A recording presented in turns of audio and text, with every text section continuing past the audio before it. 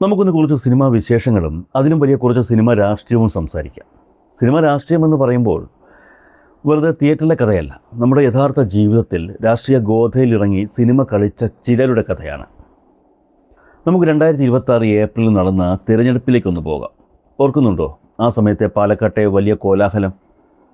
വടകരയിൽ നിന്ന് ജയിച്ച് ഷാഫി പറമ്പിൽ പോയപ്പോൾ നടന്ന ഉപതെരഞ്ഞെടുപ്പിൽ പാലക്കാട് നിന്ന് മത്സരിച്ചത് രാഹുൽ മാങ്കൂട്ടത്തിലായിരുന്നു. എന്നാൽ അതിനുശേഷം അപ്രതീക്ഷിതമായി വലിയൊരു ബോംബ് പൊട്ടി. രാഹുൽ മാങ്കൂട്ടത്തിൽ ഒരു സ്ത്രീ പീഡന ഗർഭചിത്ര കേസിലകപ്പെട്ടു. അതോടെ കളി മാറി, കഥ മാറി. ആ വിവാദങ്ങൾക്ക് ശേഷം 2026 ഏപ്രിൽ പാലക്കാട് വീണ്ടും തിരഞ്ഞെടുപ്പ് വന്നപ്പോൾ രാഹുൽ മാങ്കൂട്ടത്തിന് പകരം മറ്റൊരാളെ കോൺഗ്രസിനവിടെ ഇറക്കേണ്ടി വന്നു. അപ്പോഴാണ് ആ വലിയ ട്വിസ്റ്റ് ഉണ്ടാകുന്നത്. രാഹുലിനെ ആ കസേരയിലേക്ക് പാലക്കാട് മണ്ഡലത്തിൽ മത്സരിക്കാൻ നമ്മുടെ സ്വന്തം രമേശ് പിഷാരടി വണ്ടി ഇറങ്ങുന്നു. ചിരിയുടെ തമ്പുരാൻ സ്റ്റേജ് ഷോകളിൽ നമ്മളെ കയ്യിലെടുത്ത പിഷാരടി നേരെ വോട്ട് ചോദിച്ച് ജനങ്ങളുടെ മുന്നിലേക്കെത്തി. പിഷാരടി വന്നതോടെ ക്യാമ്പ് ഉഷാറായി. പക്ഷേ ജനങ്ങൾ ചോദിച്ചു, പിഷാരടി, നിങ്ങൾ ജയിച്ചാൽ ഞങ്ങൾക്ക് എന്താണ് തരാൻ പോകുന്നത്? ആ സമയത്ത് രമേശ് പിഷാരടി പാലക്കാട്ടെ വോട്ടർമാർക്ക് നൽകിയ ഏറ്റവും രസകരമായൊരു വാഗ്ദാനം എന്തായിരുന്നു എന്നറിയാമോ? കേട്ടാൽ ആരും ഒന്ന് ഞെട്ടും, ചിലപ്പോൾ ചിരിക്കും. അതൊക്കെ മാധ്യമങ്ങളോട് പറഞ്ഞതാണ്, ഞാൻ വിജയിച്ചാൽ നമ്മുടെ മമ്മൂക്കയെ ഞാൻ പാലക്കാട് എത്തിക്കും. ആലോചിച്ച് നോക്കൂ, പാലക്കാട്ടെ ജനങ്ങളുടെ ഏറ്റവും വലിയ പ്രശ്നം എന്താണ്? ഈ കുടിവെള്ളമില്ലായ്മയാണോ, റോഡുകളുടെ തകർച്ചയാണോ, അതോ തൊഴിലില്ലായ്മയാണോ? ഇതൊന്നുമല്ല. പാലക്കാട്ടുകാർ മമ്മൂട്ടിയെ നേരിട്ട് കണ്ടിട്ടില്ല. അതുകൊണ്ട് ഞാൻ വിജയിച്ചാൽ മമ്മൂക്കയെ ഇവിടെ കൊണ്ടുവരും എന്ന് ചിന്തിക്കുന്ന ഒരു വിചിത്രമായ MLA മനസ്സ്.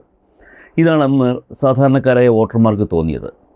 താൻ ജനപ്രതിനിധിയായാൽ ജനങ്ങൾക്ക് വേണ്ടി എന്ത് ചെയ്യും എന്നതിനേക്കാൾ തനിക്ക് മമ്മൂട്ടിയുമായി എത്രത്തോളം വലിയ ബന്ധമുണ്ട് എന്ന് കാണിക്കാനാണ് പിഷാരടി അന്ന് ശ്രമിച്ചത്.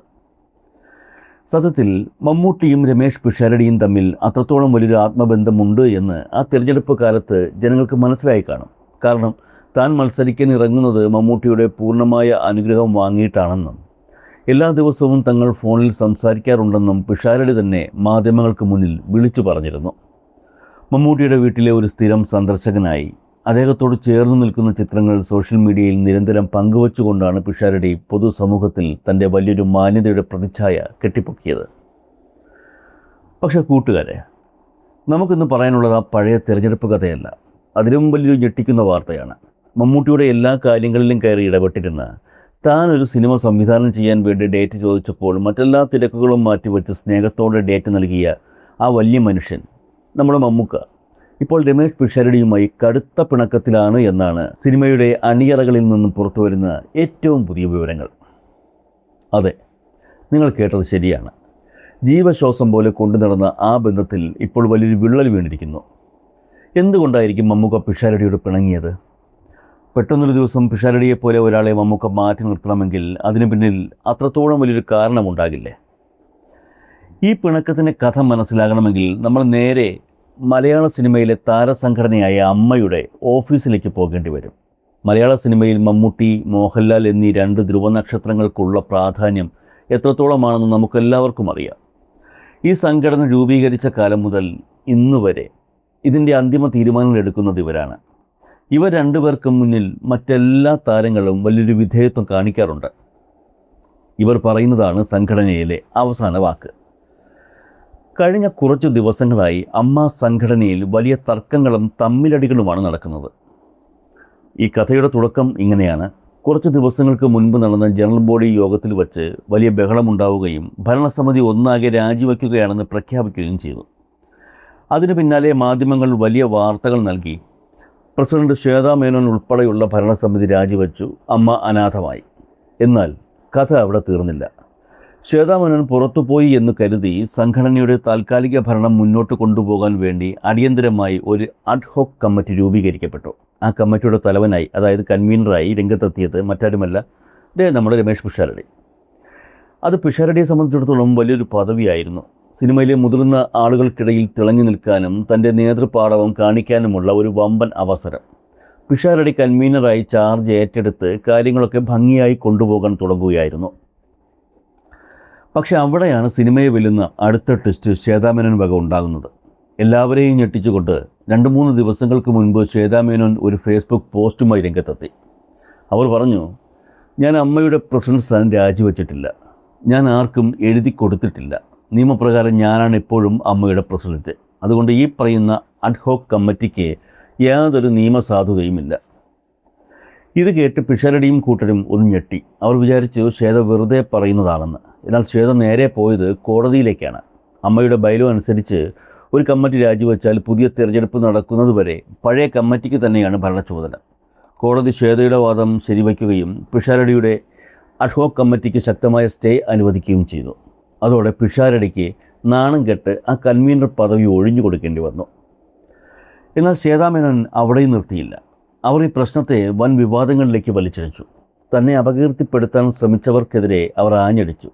അതിൻ്റെ ഭാഗമായി സോഷ്യൽ മീഡിയയിലൂടെയും മാധ്യമങ്ങളിലൂടെയും രമേഷ് പിഷാരടിയുമായി അവർ നടത്തിയ ഒരു രഹസ്യ ഫോൺ കോൾ റെക്കോർഡ് വരെ അന്ന് ശ്വേതാമേനോൻ പുറത്തുവിട്ടു. ആ ഫോൺ കോൾ പുറത്തു വന്നതോടെയാണ് മലയാള സിനിമ ഞെട്ടിയത്. ആ ഫോൺ കോളിൽ രമേഷ് പിഷാരടി ശ്വേതയോട് എന്തൊക്കെ സംസാരിച്ചു, അവിടുത്തെ സാമ്പത്തിക കാര്യങ്ങളെക്കുറിച്ച് എന്തൊക്കെ പറഞ്ഞു എന്നുള്ള ചർച്ചകളൊക്കെ തൽക്കാലം അവിടെ നിൽക്കട്ടെ. അതല്ല നമ്മളിപ്പോൾ സംസാരിക്കേണ്ട വിഷയം. രമേഷ് പിഷാരടിയെപ്പോലെ മലയാള സിനിമയിൽ വലിയ സ്വാധീനമുള്ള മമ്മൂട്ടിയുടെ ഏറ്റവും അടുത്ത ആളായി അറിയപ്പെടുന്ന ഒരു വ്യക്തിക്കെതിരെ പരസ്യമായി രംഗത്ത് വരണമെങ്കിൽ, അദ്ദേഹത്തിൻ്റെ ഫോൺ കോൾ വരെ റെക്കോർഡ് ചെയ്ത് ലീക്ക് ചെയ്യണമെങ്കിൽ, അത് മമ്മൂട്ടിയും മോഹൻലാലും അറിയാതെയാണ് ശ്വേതാമേനോൻ ചെയ്തത് എന്ന് കരുതുന്നതിൽ വല്ല യുക്തിയുമുണ്ടോ സുഹൃത്തുക്കളെ? തീർച്ചയായും ഇല്ല. കാരണം ആലോചിച്ച് നോക്കൂ, മമ്മൂട്ടിയുമായും മോഹൻലാലുമായും എപ്പോഴും വളരെ നല്ല ബന്ധം പുലർത്തുന്ന ഒരു നടിയാണ് ശ്വേതാമേനോൻ. സിനിമാ മേഖലയിലെ എല്ലാ കാര്യങ്ങളും കൃത്യമായി അറിയുന്ന അവർ ഈ രണ്ട് വലിയ മനുഷ്യരോട് ആലോചിക്കാതെ ഇത്തരമൊരു ആത്മഹത്യാപരമായ നീക്കം നടത്തുമോ? ഒരിക്കലുമില്ല. സിനിമയിൽ പിഷാരടി മമ്മൂട്ടിയുടെ സ്വന്തം ആളാണെന്നൊരു ശക്തമായ സംസാരം പണ്ട് മുതലേ ഉണ്ട്. അങ്ങനെ വരുമ്പോൾ മമ്മൂക്കയുടെ പിൻബലമുള്ള ഒരാളെ നേരിട്ട് ആക്രമിക്കാൻ ശ്വേത മുതിരണമെങ്കിൽ അതിനർത്ഥം എന്താണ്? മമ്മൂട്ടിയുടെ കൂടി അറിവോടെയും പൂർണ്ണമായ സമ്മതത്തോടെയും തന്നെയായിരിക്കും രമേഷ് പിഷാരടിക്കെതിരെ ശ്വേതാമേനോൻ ഈ കടുത്ത നീക്കം നടത്തിയത് എന്ന് തന്നെയല്ലേ? അതിന് കൂടുതൽ തെളിവ് നൽകുന്ന മറ്റൊരു കാര്യമുണ്ട്. ശ്വേതാമേനോൻ തൻ്റെ ഫേസ്ബുക്ക് പോസ്റ്റിൽ വളരെ വ്യക്തമായി എഴുതിയിട്ടുണ്ട്, എനിക്ക് മമ്മൂക്കയുടെയും ലാലേട്ടൻ്റെയും പൂർണ്ണ പിന്തുണയുണ്ട്, രാജിവെക്കരുതെന്നും സ്വന്തം നിലപാടിൽ ഉറച്ചു നിന്ന് പോരാടണമെന്നും അവരാണ് എന്നോട് പറഞ്ഞത് എന്ന്. ഇത്രയും വലിയൊരു അവകാശവാദം ശ്വേത പരസ്യമായി ഉന്നയിച്ചിട്ടും അതിനെതിരെ ഒരക്ഷരം പോലും സംസാരിക്കാൻ രമേഷ് പിഷാരടിയോ അദ്ദേഹത്തോട് അടുത്ത് നിൽക്കുന്ന സിനിമാക്കാരോ തയ്യാറായിട്ടില്ല. ഈ മൊത്തം വിവാദങ്ങളിൽ ശ്വേതയുടെ ഈ വാക്കുകളെ എതിർത്തുകൊണ്ട് സംസാരിച്ചത് ഒരേ ഒരു വ്യക്തി മാത്രമാണ്. അത് ഈ പ്രശ്നങ്ങൾക്ക് തുടക്കം കുറിച്ച നടി അൻസിബ ഹസനാണ്. അൻസിബ മാധ്യമങ്ങൾക്ക് മുന്നിൽ പറഞ്ഞു, ശ്വേത പറയുന്ന കാര്യങ്ങളിൽ എനിക്ക് വിശ്വാസമില്ല, മമ്മൂട്ടിയും മോഹൻലാലും നേരിട്ട് വന്ന് ശ്വേതയ്ക്ക് പിന്തുണയുണ്ടെന്ന് പറഞ്ഞാൽ മാത്രമേ ഞാനത് വിശ്വസിക്കൂ. അൻസിബ അങ്ങനെ ഒരു വെല്ലുവിളി നടത്തിയിട്ടും മമ്മൂട്ടിയും മോഹൻലാലും ഈ നിമിഷം വരെ ഒരക്ഷരം മിണ്ടിയിട്ടില്ല. സത്യം പറഞ്ഞാൽ ഇത്രയും വലിയൊരു പുകില് നടക്കുമ്പോൾ മമ്മൂട്ടിയും മോഹൻലാലും പുലർത്തുന്ന ഈ നിശബ്ദത, ഈ മൗനം, അത് ശരിവയ്ക്കുന്നത് ശ്വേതാമേനോൻ്റെ വാദങ്ങളെ മാത്രമാണ്. അവർ ശ്വേതയെ തള്ളിപ്പറയാൻ തയ്യാറായിട്ടില്ല. അതിനർത്ഥം അവരുമായി സംസാരിച്ച ശേഷമാണ് ശ്വേത ഈ യുദ്ധത്തിനിറങ്ങിയത് എന്ന് തന്നെയാണ്. അപ്പോൾ സ്വാഭാവികമായും അടുത്ത ചോദ്യം വരും, സ്വന്തം നിഴലുപോലെ കൂടെ കൊണ്ടു നടന്ന രമേഷ് പിഷാരടിക്കെതിരെ മമ്മൂക്ക എന്തിനായിരിക്കും പെട്ടെന്ന് തിരിഞ്ഞിട്ടുണ്ടാവുക? നമുക്കറിയാം, മലയാള സിനിമയിൽ ഡീസൻറ്റ് മനുഷ്യനെന്ന് പറഞ്ഞ് സ്വന്തം ജീവിതം കൊണ്ട് മാതൃക കാണിച്ച രണ്ട് പേരുടെ പേരുകൾ മാത്രമേ കഴിഞ്ഞ 50-60 വർഷമായി എല്ലാവരും ഒരേ സ്വരത്തിൽ ചൂണ്ടിക്കാണിക്കാറുള്ളൂ. ഒന്ന് നമ്മുടെ നിത്യഹരിത നായകൻ പ്രേം നസീർ, രണ്ട് നമ്മുടെ സ്വന്തം മമ്മൂക്ക. അഭിനയത്തിൻ്റെ കാര്യത്തിലായാലും ജീവിതത്തിൻ്റെ കാര്യത്തിലായാലും സ്ത്രീകളോട് എങ്ങനെ പെരുമാറണം, അവരെ എങ്ങനെ ബഹുമാനിക്കണം എന്ന കാര്യത്തിൽ മലയാളികൾക്ക് എക്കാലത്തെയും വലിയ മാതൃകയാണ് മമ്മൂട്ടി. അദ്ദേഹം സിനിമയിൽ എത്ര വലിയ ക്രൂരനായ കഥാപാത്രത്തെ അവതരിപ്പിച്ചാലും ക്യാമറയ്ക്ക് പിന്നിൽ സ്ത്രീകളുടെ സുരക്ഷയ്ക്കും അന്തസ്സിനും വലിയ വില നൽകുന്ന ആളാണ്. ഇതുമായി ബന്ധപ്പെട്ട് ശ്വേതാമേനോൻ തന്നെ മുൻപ് വെളിപ്പെടുത്തിയൊരു മനോഹരമായ സംഭവമുണ്ട്. അത് പാലേരി മാണിക്യം ഒരു പാതിരാ കൊലപാതകത്തിൻ്റെ കഥ എന്ന സിനിമയുടെ ചിത്രീകരണ സമയത്താണ്. ആ സിനിമയിൽ മമ്മൂട്ടി അവതരിപ്പിച്ച മുരിക്കിൻ കുന്നത്ത് അഹമ്മദ് ഹാജി എന്ന വില്ലൻ കഥാപാത്രം ശ്വേതയുടെ ചീരു എന്ന കഥാപാത്രത്തെ ക്രൂരമായി പീഡിപ്പിക്കുന്ന ഒരു രംഗമുണ്ട്. വളരെ അഗ്രസീവായി ചെയ്യേണ്ട ഒരു സീനായിരുന്നു അത്. ആ സീൻ ഷൂട്ട് ചെയ്യുന്നതിന് മുൻപ് തന്നെ മമ്മൂട്ടി ശ്വേതയുടെ അടുത്ത് വന്ന് സംസാരിക്കുകയും അവർക്ക് എന്തെങ്കിലും തരത്തിലുള്ള ബുദ്ധിമുട്ടുണ്ടോ എന്ന് ചോദിച്ചറിയുകയും ചെയ്തു. സീൻ കട്ട് എന്ന് പറഞ്ഞ ആ നിമിഷം മമ്മൂട്ടി വളരെ വിഷമത്തോടെ ശ്വേതയോട് ഓടിച്ചെന്ന് ക്ഷമ ചോദിച്ചു. താൻ ചെയ്തത് അഭിനയമാണെങ്കിൽ പോലും ഒരു സ്ത്രീക്ക് വേദനിച്ചോ എന്ന ആ വലിയ മനുഷ്യൻ്റെ കരുതൽ തന്നെ അത്ഭുതപ്പെടുത്തി എന്നാണ് ശ്വേത പറഞ്ഞത്. അങ്ങനെയുള്ള സ്ത്രീകളെ അത്രയധികം ബഹുമാനിക്കുന്ന മമ്മൂക്ക സ്വന്തം കൂടെയുള്ളവർ സ്ത്രീകളോട് മോശമായി പെരുമാറിയാൽ ഒരിക്കലും അംഗീകരിക്കില്ല എന്നുള്ളത് പച്ചയായ യാഥാർത്ഥ്യമാണ്. പല പൊതുവിഷയങ്ങളിലും മമ്മൂട്ടി നിശബ്ദനായിരിക്കാം, പക്ഷേ തനിക്ക് ചെയ്യാൻ കഴിയുന്ന രീതിയിൽ അദ്ദേഹം എപ്പോഴും തെറ്റുകൾക്കെതിരെ പ്രതികരിച്ചിട്ടുണ്ട്. അത് പലപ്പോഴും മാധ്യമങ്ങളിൽ വരാറില്ല എന്ന് മാത്രം. ഇവിടെയാണ് രമേഷ് പിഷാരടിക്ക് വലിയൊരു വീഴ്ച പറ്റിയത്. സിനിമാ മേഖലയിൽ നിന്നുള്ള അതീവ രഹസ്യമായ റിപ്പോർട്ടുകൾ അനുസരിച്ച് ശ്വേതാ മേനോനും പിഷാരടിയും തമ്മിലുള്ള ആ ഫോൺ കോൾ വിവരങ്ങൾ പുറത്തു വരുന്നതിന് മുൻപ് തന്നെ അതിൻ്റെ ഉള്ളടക്കത്തെക്കുറിച്ച് മമ്മൂട്ടിയും മോഹൻലാലും കൃത്യമായി അറിഞ്ഞിരുന്നു എന്നുള്ളതാണ്. പ്രത്യേകിച്ച് മമ്മൂട്ടിക്ക് ഫോൺ കോൾ ഇഷ്ടപ്പെട്ടില്ല എന്നുള്ളതാണ് സിനിമാ മേഖലയിൽ ഉയരുന്ന സംസാരങ്ങൾ സൂചിപ്പിക്കുന്നത്. ശ്വേതാ മേനോനുമായുള്ള ആ സംഭാഷണം പുറത്തു വന്നതോടെ പിഷാരടിക്ക് വലിയൊരു തിരിച്ചടിയാണ് നേരിട്ടിരിക്കുന്നത്. സ്വന്തം ഭാഗം ന്യായീകരിക്കാൻ അദ്ദേഹം ശ്രമിക്കുന്നുണ്ടെങ്കിലും കോടതിയുടെ സ്റ്റേയും മുതിർന്ന താരങ്ങളുടെ മൗനവും പിഷാരടിയെ കൂടുതൽ പ്രതിരോധത്തിലാക്കുകയാണ് ചെയ്യുന്നത്.